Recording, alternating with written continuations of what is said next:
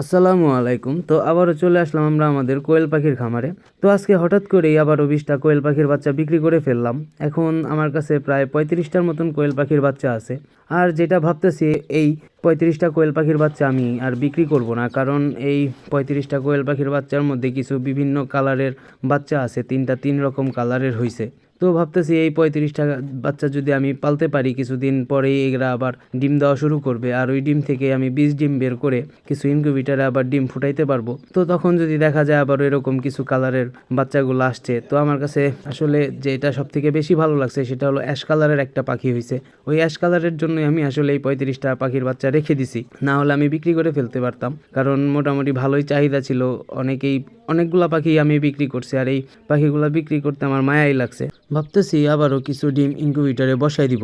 তো আজকের মতন এই পর্যন্তই। সবাই ভালো থাকবেন, সুস্থ থাকবেন, আমাদের জন্য দোয়া করবেন। আসসালামু আলাইকুম।